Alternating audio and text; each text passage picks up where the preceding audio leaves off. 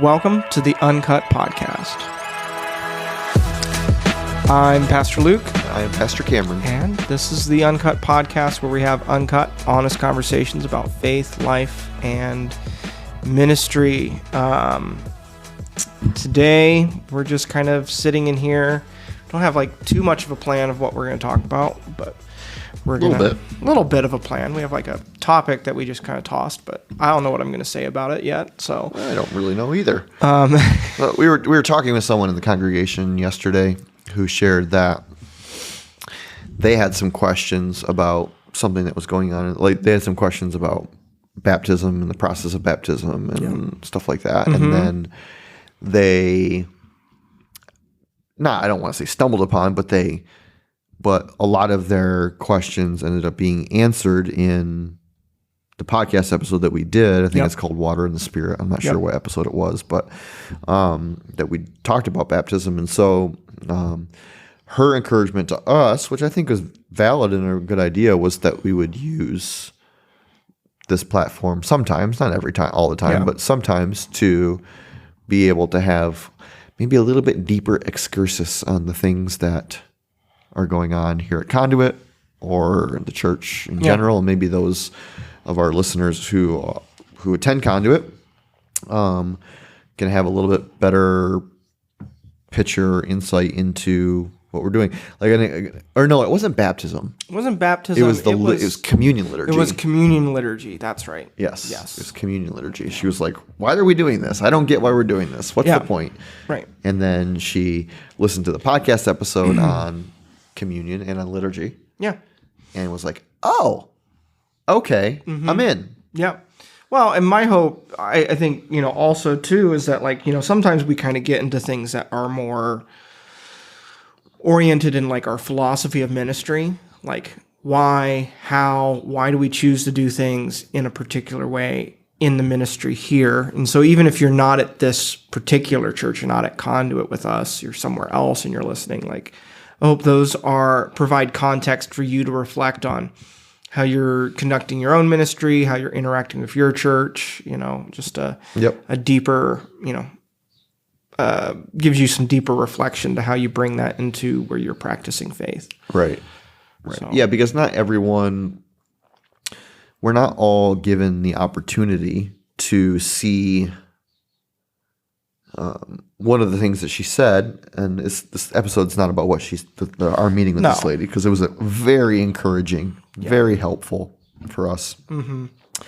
But one of the things that one of the conversation loops that we had was around, she brought this thing to us and we're like, we've been talking about that for weeks now. Yeah. And here are some steps that are being taken. And and it was, and her response was like, "Oh yeah, I guess you do think about this stuff." I'm like, well, really, it's difficult for us to think about anything other than this stuff. And you don't always get to see or get to hear all of the conversation or thought or prayer or failed attempts or new ideas or old ideas that are tried in order to do things or address things. Mm-hmm.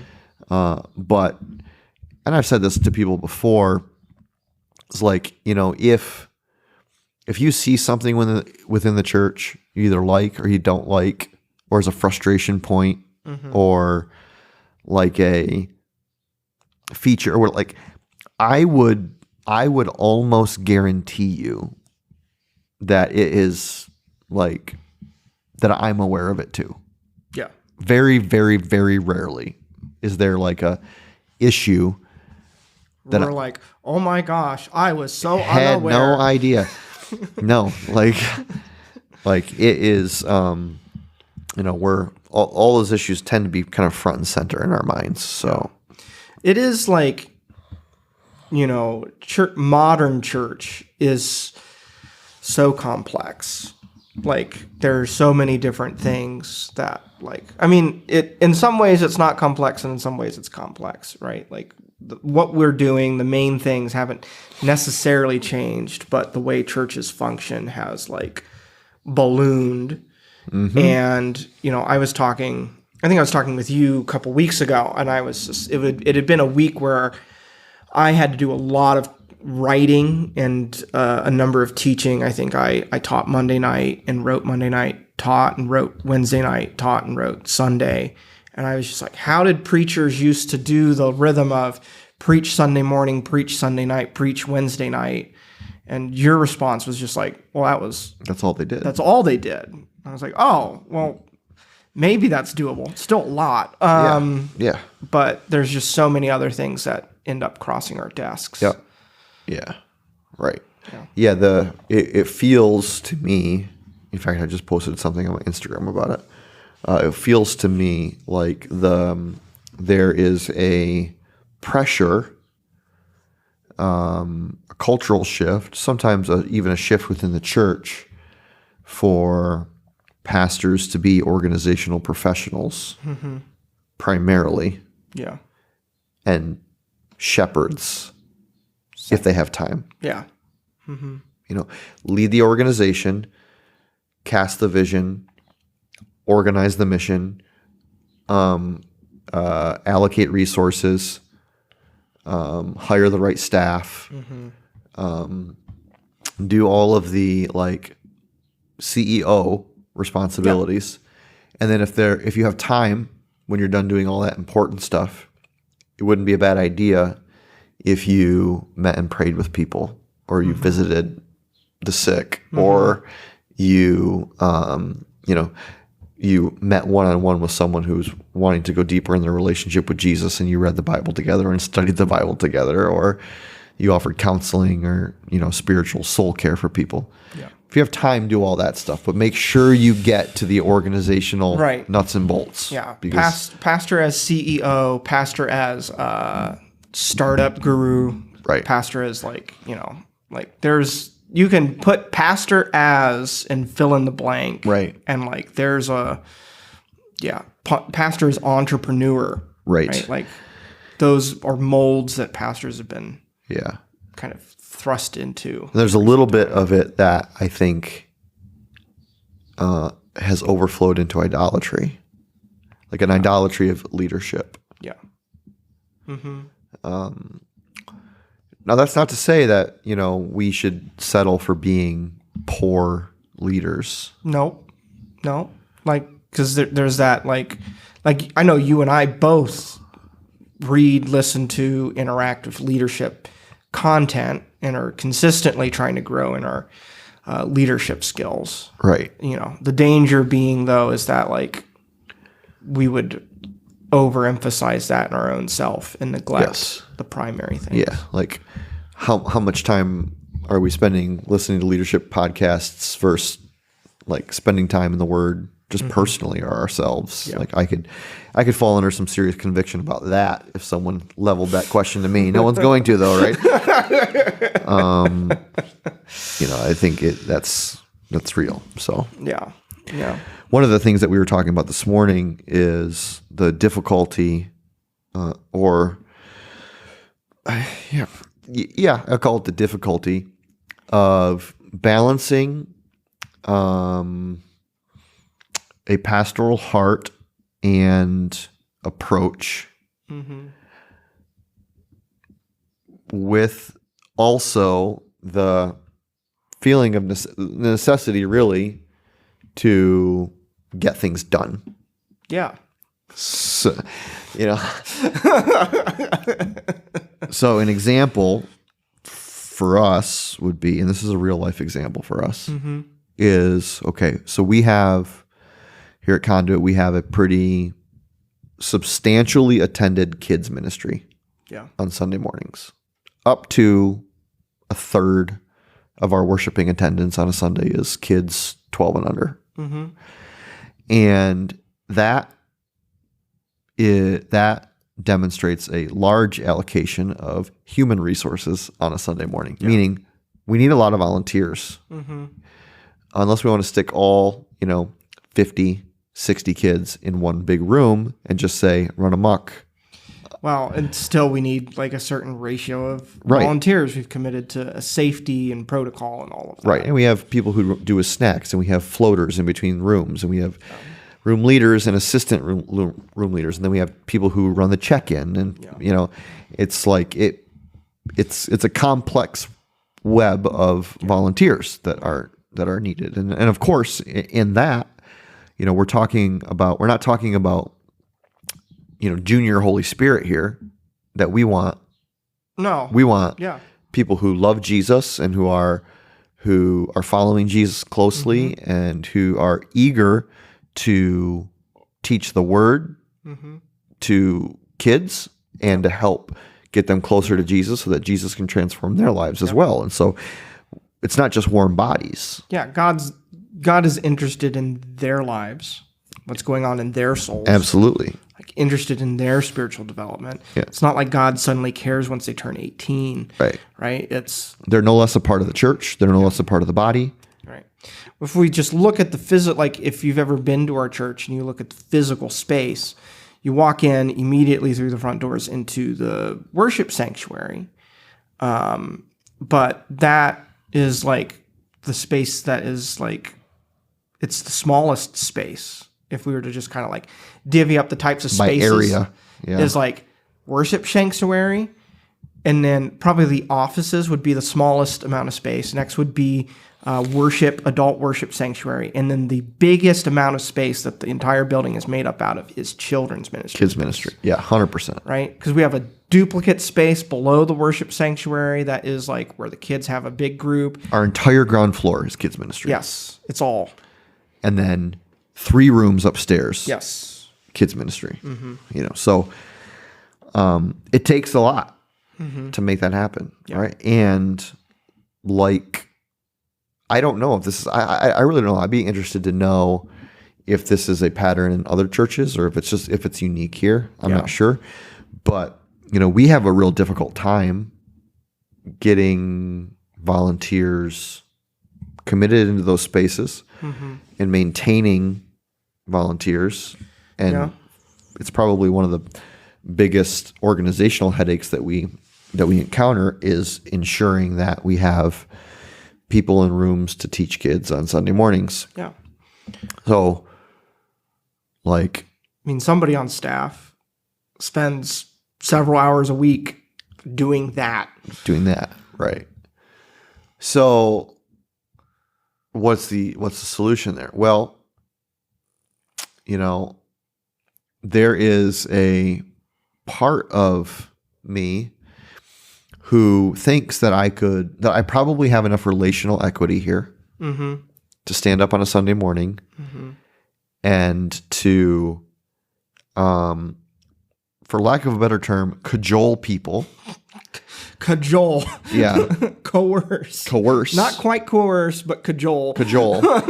People into signing up to be in volunteering in the kids ministry. Right. And could probably get that done, leveraging a bunch of guilt. Yeah. Leveraging a bunch of, like threatening to have to shut down kids ministry rooms because we don't have enough volunteers and all that. Anyone who's in ministry, I think, has a secret closet somewhere in their brain where they put all of the really snarky things they wish they could say or do in order to get their point across, but they know that like they shouldn't. Well, it's just not pastoral. Well, no, right? Like, it's not the representation of good leadership. It's not the representation of compassionate leadership or godly leadership, but nevertheless, it is there. Yeah. That.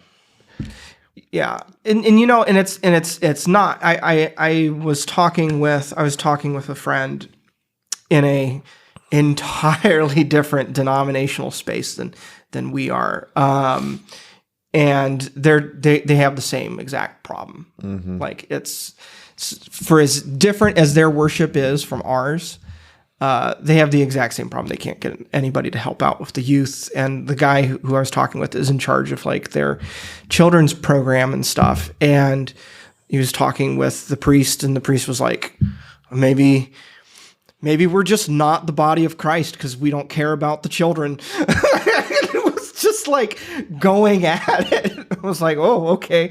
So it's not just to us. I definitely think it's a broader problem, but there's definitely a lot of there's things that we're like, I'm just like, oh, I could say that.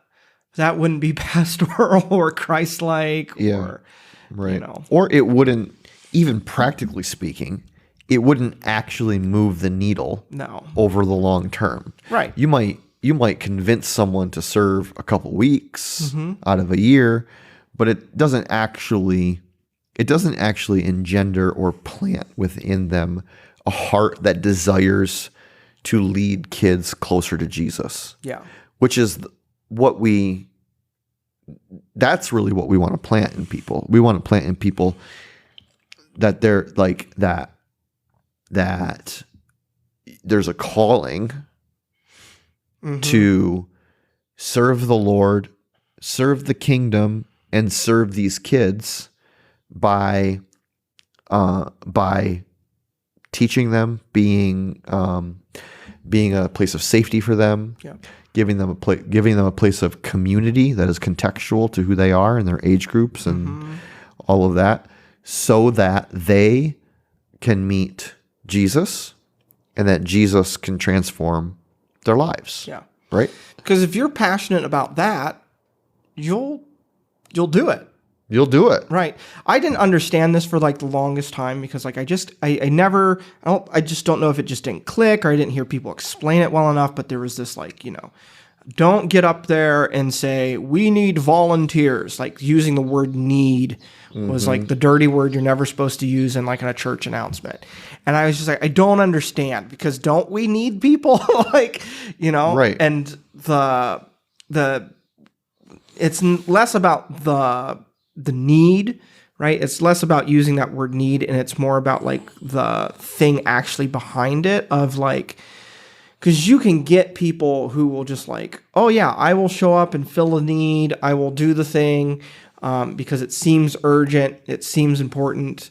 But that kind of volunteer will only last for Very short period of time before they're like, well, like, it doesn't seem like the urgency, I showed up, the urgency disappeared. And so now, am I really still needed? / there's something else that's maybe more interesting or more urgent or more needed that I would rather go do, versus someone who shows up because they're dedicated and committed to seeing kids know Christ. Yeah. Those are two different volunteers, and one's going to last longer. Right. Not just last longer, serve in a different capacity. Right. Well, yeah, I'd say two things. One is, I think we talked a couple weeks ago about how when things get difficult in ministry, if you are not firmly planted in your calling, then it's really easy to quit. Yeah. If you're there for some other reason other than you truly believe that God has called you to this very thing, Yeah. and that the work is important, Yeah. eternally important. That's what roots us here. Yeah. That's what roots me in ministry. Right. Like, it's not, I mean, I love my job, and I love the church, and I love the people, and I love to preach, and I love the word of God, and I, like all of those things. Yep. But the thing that keeps me planted is that God has a calling on my life. This is the reason that I was created, right? And I like what else could I do? I can do no other. I can do no other, right? But if I was here out of a sense of, well, I was just kind of looking for a job, and it paid fairly decent, had flexible hours, and whatever, sure, I'll do it, no problem. As soon as it got hard, Oh, yeah. you're out. The benefits Right? of being a pastor are not that great. No. The compensation packages don't include like timeshares or, Right. So it functions in a similar way with, for instance, Conduit Kids leaders or kids ministry leaders. Yeah. And I'm honestly not faulting people for that. Like, I'm really not. But I think that it's sometimes overlooked the role that a pastor has to essentially, what we do is we lead, organize, motivate, inspire, empower, encourage a large staff of people that is not necessarily extraordinarily called to that specific ministry. Yeah. Right? Whom we don't pay. Yes. And they are very busy and usually have kids of their own. So it's like they're trying to show up early on Sunday. If you're in the business world, you have some teeth with your employees. Sure. There are things that they must do in order to maintain or keep that job, right? And that gives you the opportunity to it takes a lot of the leadership equation out of it. Yeah. Well, all of our employees in kids ministry are volunteers. Yes. And so if they call us on a Sunday morning at 7 a.m., be like, hey, yeah, by the way, I'm not going to be there this week or this morning for my. We're not. What are we going to say? We can't say, well, we're going to have to talk about this on Monday in my office. Right. Or I could. Sure. I could be like, I could like leverage some of the equity, relational, pastoral, leadership equity or whatever. Yeah. But to what end? To the end of guilting them into doing the thing that they committed to doing? Or is it like remember the calling, remember the task, remember the stakes, remember. Yeah. Okay, well, I'm still not going to be here. Okay, love you. Well, I always feel immensely conflicted when someone comes to me, maybe they've been serving for a while, and they say, Pastor Luke, I'm just burned out. I've got too many things going on. Like, I need a break. And like, I'm Mr. Pastoral. I'm Mr. like, I'm like, I get it. Like, I hear you. Like, you need a break. Like, I'm just like, I don't want you to serve in a place that's like harming you or like detrimental to your spiritual health, to your emotional health. Like, I of course want you to be able to participate in other aspects of the body. Like, my heart is to immediately go into care mode for someone who comes to me and says like, I'm burnt out. Yep. But at the same time, right, like there's a question of like, are we the first thing that you cut? Like when stress happens, when things happen, do you ever consider that there are other things that you could potentially cut back on, trim or is this the thing that's maybe the easiest because it has the least amount of consequences? Or it's a thing, I don't know. You can't, I have zero ability to judge anyone's heart on that matter. But it always puts me in a place of just like, of course you absolutely, we're not going to force anyone to serve. But then as soon as they leave, I am immediately calling other people. Right. Sometimes people who I had that same conversation with several months ago and said, oh, I'll be back at some point. And now I'm like, okay, well, we need you back because somebody else is doing what, that same conversation I had with you several months ago. I don't know. That feels like such a tricky space to be in consistently. Yeah, it is. Yeah, because like we can't,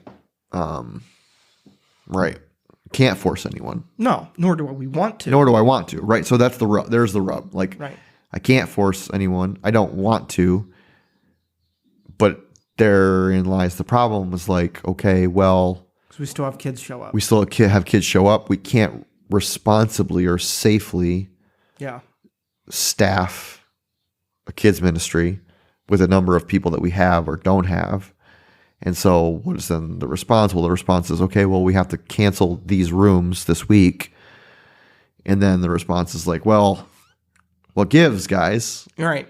Like, why don't we have Conduit Kids this week? Yeah. And what do we say? Well, because y'all canceled. Or do we take a more pastoral approach and be like, well, we're just struggling with maintaining staffing in those rooms and da da da da. I don't know. Like, Right. Well, we tried. We tried for a season to do, because most months have 4 Sundays. Every once in a while, there's a month. There's like 4 a year that have 5 Sundays in them, and so we tried to do those 5th Sundays, do like a joint family service and stuff, and that was, part just to alleviate some of the stress that we were feeling of like, oh, we got an extra Sunday this month, like. People were less willing, available to serve on those Sundays. And so we were consistently running up, like, how are we going to have children's ministry? So, well, let's just have a joint family service and try and love the community that way. And there were some good things in it. But then what we largely noticed is that people with children just stopped attending those weeks. Mm-hmm. They would say, oh, it's a 5th Sunday, just not coming to church this week. Yeah, because it's hard to have your kids in church with you to not feel like you're a distraction. Right. It's like it's one thing if you've got one small kid that can sit on your lap. It's another if you've got 5 in the front row. 5 in the front row. Right. I don't know who falls into that category, but like, you. Yeah, right. And that's hard. So I don't like. I wish I knew what the answer was. I mean, I think the classical answer is, well, you need to cast better vision. You need to cast better vision. You need to cast better vision. You need to cast better vision. Yeah. But again, that's like a thing that I've heard. But again, what does that exactly mean? Or yeah, I mean, I could cast vision till I'm blue in the face. Yeah. Right. And it's been... I don't know. Maybe it just is. I have not cast a clear enough vision. I have not cast it often enough. I have not been more clear about the goal or the mission or the vision or whatever organizational mumbo jumbo you get yourself mixed up with these days. Tell us how you really feel about that, Cameron. I could rant and rave about the kind of postmodern like obsession with mission, vision, core values, and how it just completely consumes a leader's like time to align all those things and to make them provocative and intriguing and sticky and all of the things in an effort to create an organizational soup that tastes good to all the people who are coming there. Right. I think the funniest example of this in that I cannot remember the specifics, but I know it was the CEO of Uber. And he when they redesigned their logos, I think he spent like a year, 2 years, some exorbitant amount of time and money. I'm talking like millions and millions of dollars to design a new logo. And it was like this massive like mission vision. Like it had to embody like the ride sharing service. it was like, what do we stand for? Like there was like all this like woo woo corporate speak mumbo jumbo, like wrapped up in something that the CEO had done like one-on-one personally with like a graphic designer for like years and spent millions of dollars on. And it's a fine logo, not changing the world, not even as good as Coca-Cola. Right. So like you can get all wrapped up into that, but at the end, easily, yeah. And the fun, you want to know what's really funny is if you were to get onto any of like the AI, free AI, go to ChatGPT, whatever, sign up for it and ask it to generate a church mission, vision, and like value statement or whatever, and then go compare it to just look up churches and look at their mission and vision statements and see how eerily close it is. Yeah. Like it is. There's nothing novel. No. In the realm of that. I would say in 90%, 95% of churches, 99% of churches, their mission and vision stuff is so boilerplate. Yeah. Believe, belong, right. Go out, serve, right. Believe, belong, gather, serve. grow, and go. Yeah. Like, right? Oh, fuck. Like, come on. Okay, well, Cameron. Okay, yes. Live, laugh, love. I mean, live love, serve. Excuse me. Oh my gosh. Live, laugh, love. Die, cry, and hate. How about that? How about instead of live, laugh, love, it's die, cry, and hate? I mean, okay. Right. Yes. Do we gather? Yes. Do we grow? Yes. Do we go? Yes. Right. But like,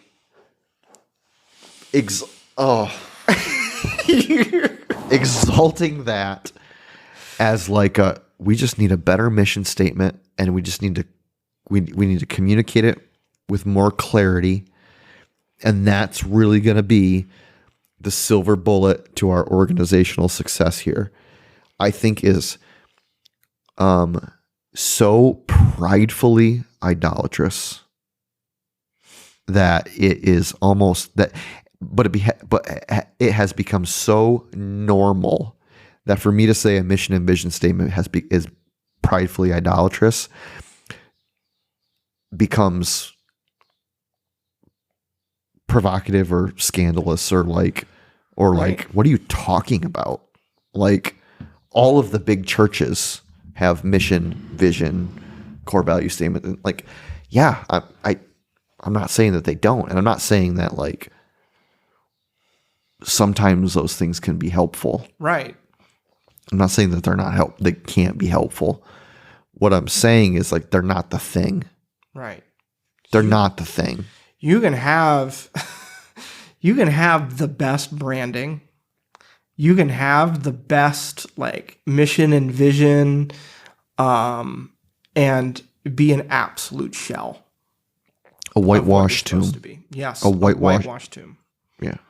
So I weary of it. And I think, we've here begun to transition or pivot into, I guess what you would call a more simpler model of understanding why we exist and who we are, and it feels to me to actually be more clarifying for us than to try and fit every program, every ministry, every decision into well, does this meet our 5 values and our 3 points of mission and our 6 points of vision? Like, I feel like, well, does this move people closer to Jesus? Yeah. Because that's where their transformation is going to happen, is not closer to our programs. Nope. Closer to Jesus. Yep.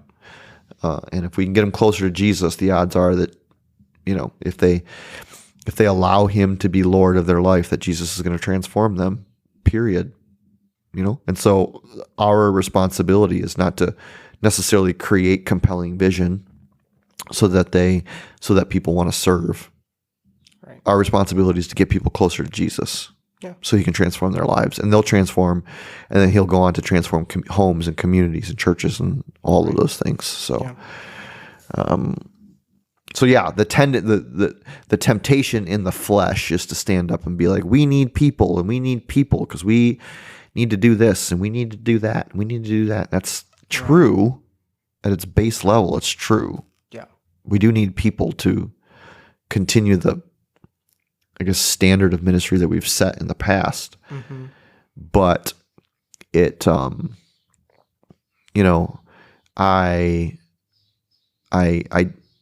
not willing to cash in pastoral equity that I have on the cajoling of people to volunteer when the heart is not there. Right. But then that leaves us in a space of being like, well, what do we do? What do we do? Yeah. There is I'm curious, do you think, and this is I don't know, I haven't run across the study that's really done a deep dive on this, and I'm not connected to enough, I don't talk regularly enough with enough pastors, but I wonder, and this isn't we can't continue to blame everything on the coronavirus still. Right. But there was just such a massive shift in church culture that the pandemic forced all churches through on some level. And I'm consistently wonder you remember the pandemic and you remember being locked down, and then you kind of remember that sweet spot between being absolutely locked down and being locked in your house, which like may have been different for everybody, right? Like I was in Chicago, so like the level of lockdownness that was in Chicago versus here in Western New York were different. But that space where you weren't doing organized sports, you weren't busy, but you had more time for your family and for close friends. And people like, everyone I was interacting with was like, oh, this feels amazing. Like there were certain things you missed, right? Like you missed going to like restaurants or whatever your particular thing, movie theaters. But having a lot of things stripped away brought people a lot closer to things that they prioritized more and cared more about. Working from home, closer to family, all of that. And what I've wondered is that in the shuffling of priorities as people have like gotten back to normal life, there's things that have started back up and people are just like maybe longing for a more pared down schedule. And well, I don't want to put everything back on. Maybe we put like some things lower at the list. I don't know. Like, I just wonder, like, has that shuffle like ended up with people prioritizing church less or feeling like, because it was really nice to not have to like, I was doing a church plant. And so like Sunday mornings were like more complicated than normal Sunday mornings because they involved us setting up church and and doing all this extra stuff that you don't have to do in a normal church. And I was like, oh, this is kind of nice to just turn on some cameras and then like live stream. Like, this is simpler and it's like it's easier in some regards. Like, yeah, like you, I am hesitant to give too much credit to COVID and all of that madness that happened, 3 years ago. But I don't know of a better explanation than that somehow or in some ways it affected the culture of church even. I think that there's always been a underlying current of consumerism in the church, where church has become a product to be consumed or a message to be heard. Yeah. Right? Not a place to belong. Not a place to belong, become, and believe.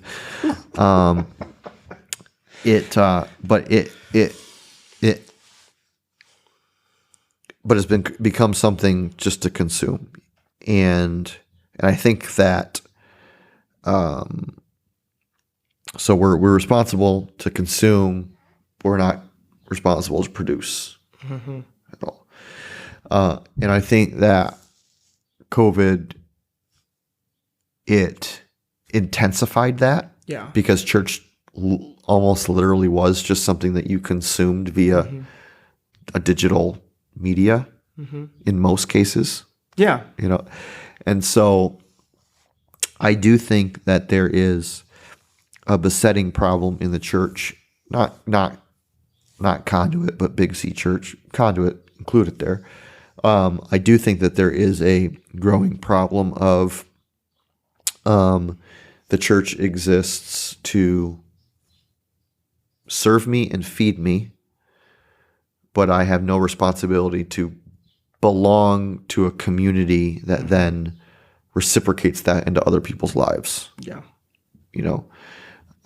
And that is a dangerous place to be, because I think it separates us from the historical nature, biblical nature of the people of God, right, who were set apart so that they could be the blessing of God to the people of the world. Yes. And we've lost that a little bit. And I think that there's probably those two things are separated or connected. But I do think that, yeah, like this past pandemic has maybe rewired a little bit of, Or sped up the trend. yeah, sure. Magnified, rewired, sped it up, whatever, what was happening in the world or the culture. So yeah, I don't know. I wish I knew what the answer was. I think good leaders would say, well, okay, how do you take your current, pain points and how do you pivot in a way that they, how do you become creative in ministry? So now that you just kind of roll with the current rather than swim upstream against it, Well, the thing is and we've talked about this here, is like, I think what a lot of people, the answer that I'm hearing from a lot of church leaders is like, well, just pivot hard digital. Like, be more remote, be more, like, do more digital things, right? Like, embrace the fact that, embrace VR church, Cameron. And all of the things. And we had an episode where we talked about that stuff. And we have theological convictions and reasonings as to why we feel like that's not it. Not a healthy, like, it's interesting because it's, we talked about, we spent several weeks talking about sacraments, like communion in particular. And the idea of like, oh, well, like, let's not do it every week, or let's not do it very often. Let's not do communion all the time, right? Because we didn't want to like devalue its specialness. And then you end up doing it less and less and less until you get churches that only do it once a year. Like, I don't know, by offering things that are important less, or in a less personal or meaningful way, does not mean that it makes it, I don't know. Like, I don't think that going more digitally is going to make people say like, oh, I value this more because I can consume it more conveniently. No. Like, convenience does not always equal value. No, and convenience is actually antithetical to the gospel of, like, that the gospel costs something. To believe in Jesus costs something. It is not. We do not have a faith that has its foundation in convenience. Right. We have a faith that has its foundation in sacrifice and surrender and giving up of myself and taking up my cross And dying. and dying to Those myself. who lose their life will find it. Right. And so I think the gospel of convenience is a radically Americanized version or Western version of what we desire Christianity to be.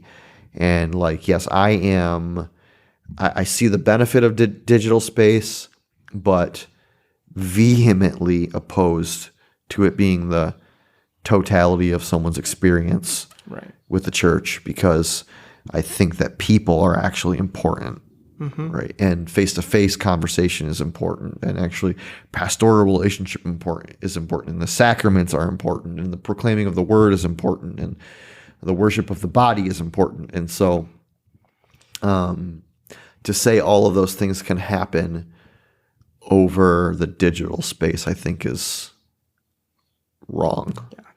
Church is more than just a live worship CD and a sermon podcast. It's not a consumable product. Right. Church is not a consumable product. Yeah. So, but, I think that's the way that churches have, or some churches, I should say, have said, well, we will just pivot into being that. And while I understand the churches who would go in that direction, I have serious reservations and concerns about it, and choose not to. I personally choose not to go that direction. So, yeah. So then that leaves us in a place of wanting to stand against where maybe culture is going. Yeah. You know, of like, and you know, the thing is I don't know. I think when we make things, there's like that unintuitive sense of when we make things easier for people, people have less ownership, buy-in, desire for the thing. When it's so, I don't know, like I'm more suspect. I like when I go to buy a book, right? I could, oh, well, I've got this free book that somebody's like, oh, here's my free book I'm giving away. I assume the free book they're giving away is mostly a sales pitch and a pretty bad book versus a book I'm paying full price for that's only in hardback and it's not in soft cover yet. Like, oh, this has got to be a pretty good book. Yeah. Right? Like my perception of it. And that translates to... And you went searching for it. And I went searching for it. And that translates even to how we interact with things like serving and church. Like, oh, like it's just a live stream like every other church. Like I can do it in my pajamas. I can watch it anytime. Like it doesn't require me to talk to anyone, to do anything. Like, do we think that is of greater value than the one that costs me something, that's making a demand of like me to be someone and be who, not just be someone for the church, but be someone for Christ. I think that's the other component.